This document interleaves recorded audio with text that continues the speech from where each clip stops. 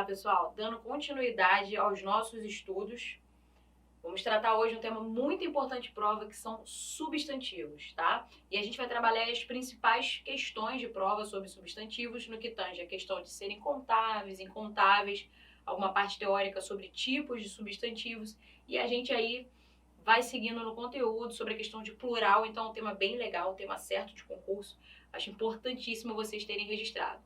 Vai acompanhando, vai montando o seu caderno, dá uma pause na aula, anota, monta o seu esqueminha, tá? Depois recorre à gramática para poder fixar esse conteúdo e vambora. Mas pode ter certeza que o que você está anotando aqui vai cair na sua prova, tá bom?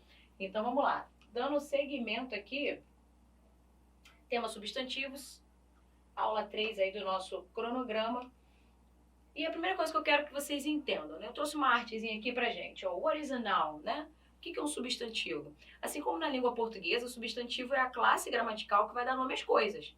Caneta, televisão, quadro, câmera, professora, estudante. Então, substantivo é toda a palavra que vai dar nome às coisas. Nem preciso dizer que é uma classe bem grande, né? Mas aqui a gente vai ser bem cirúrgico para a prova, que cai na banca militar no que tange a cobrança de substantivos, tá? Já digo de antemão que as provas se preocupam muito com a questão do número, né? Número de substantivo, substantivos contáveis, substantivos incontáveis e na questão de formação de plural desses substantivos, tá bom? Mas não se preocupem, a gente vai trilhar o seu caminho aqui calmamente, colocando tijolinho por tijolinho, para que você possa construir o seu caderno bem feito e o seu conhecimento também, tá? Então vamos lá. Noun is a word used to name a person, animal, place, thing, an abstract idea. Ou seja, o nome é uma palavra usada para nomear uma pessoa, um animal, lugares, coisas, ideias abstratas. Nouns are usually the first words which small children learn. Substantivos são geralmente pequenas palavras, as palavras que as crianças pequenas começam a aprender. Então, primeiro, na aquisição da linguagem, as pessoas elas vão aprendendo como se chama as coisas, né? A criança aprende. Papai, mamãe, livro, cachorro, gato. Tá, isso é uma ideia da linguística de uma maneira geral, né? Da gramática de uma maneira geral, quando a gente vai trabalhar com isso dentro de um contexto oracional. Ou de um contexto morfológico até, tá? Mas vamos pensar para fins de prova, que é o que é importante aqui para o nosso concurso, né? A gente faz a base, mas vai focar cirurgicamente no que as bancas vão cobrar para você e o que está previsto no nosso edital. Então vamos lá. Types of nouns, né? Tipos de substantivos. Vamos entender como é que funciona essa questão bem teórica agora no início. A gente tem que ter a ideia que os substantivos eles podem ser concretos, tá?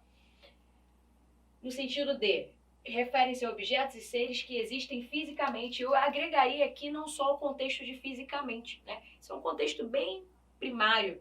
Eu diria que também o substantivo concreto, assim como a gente usa na língua portuguesa, e vou fazer um link aqui para o inglês porque não seria diferente, é todo aquele que tem existência própria.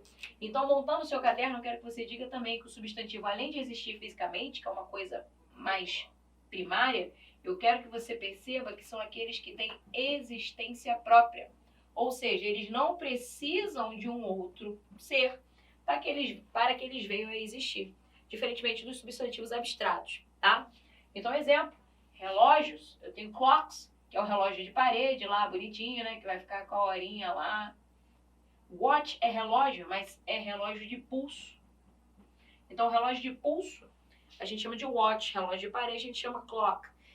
E outros substantivos concretos aqui eu poderia colocar para vocês como livro, como mesa, ou qualquer outra palavra, né? Aleatória aqui no que tange a questão de ser substantivo concreto, beleza? A gente pode ter o substantivo comum, que vão designar os seres de forma o quê? Genérica. Dog, cat, girl. Então aqui eu não tenho nada em específico. Então, a primeira classificação que a gente vai ter, né? Fica tranquilo que a prova não vai te perguntar isso. O que é um substantivo concreto, o que é um substantivo abstrato, mas você vai ter que saber. Porque quando eu te ensinar que o substantivo ele pode ser contável e incontável, se ele for incontável, ele pode ser um substantivo abstrato. Então a gente precisa dessa parte inicial, tá? Então substantivos concretos, eles admitem forma plural. Substantivos abstratos não, porque eles são incontáveis, tá? Então beleza. Então a gente aqui numa classificação já passamos pelos substantivos concretos e pelos comuns, tá? Vai montando aí o seu caderno, dá um pause, vai fazendo as suas anotações, tá bom?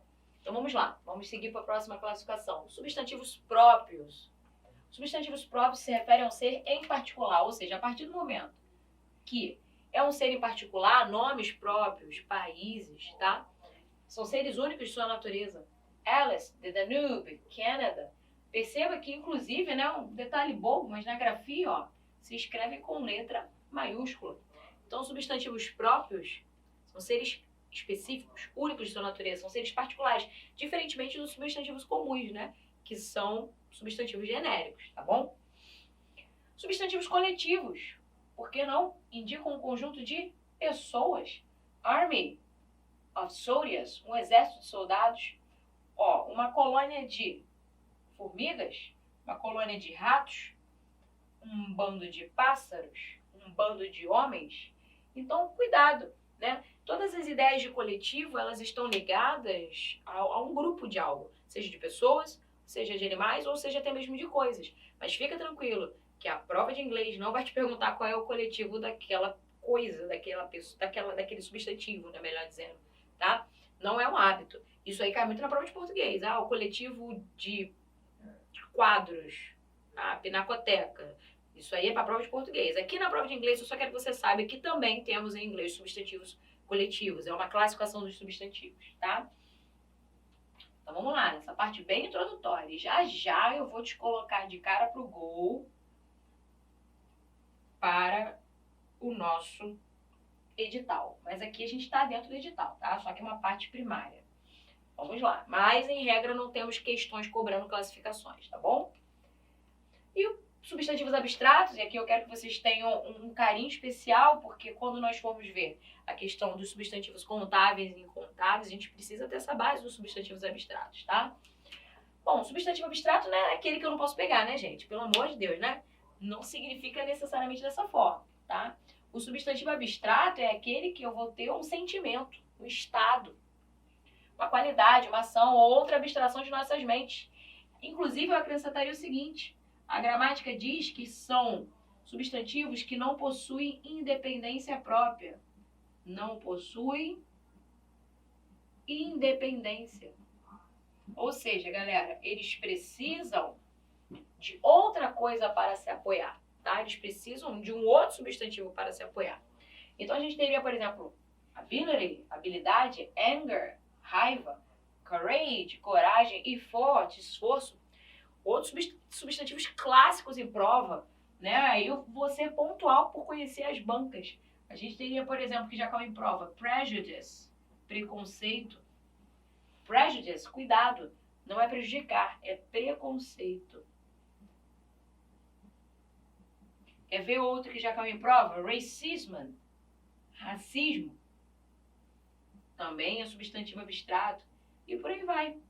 Então, os substantivos abstratos são aqueles que eles precisam de outra coisa para se apoiar. São sentimentos, emoções, abstrações humanas, tá? Não tem nada a ver com só a questão de, posso pegar fisicamente ou não pegar. Melhorando aí o seu conceito morfologicamente, tá? Então, beleza. O que é importante aqui, galera? Por que eu quero que vocês já fiquem atentos? Porque a gente já vai puxar, e eu vou te ensinar já já, que todo substantivo abstrato, ele é uncountable. No inglês, ele é um substantivo também de modo incontável. Ou seja, são substantivos sobre os quais eu não vou aplicar a regra de formação de plural. Eles sempre vão se apresentar da mesma forma, tá? Então, fiquem atentos já e já deixe esse gancho aí no seu caderno.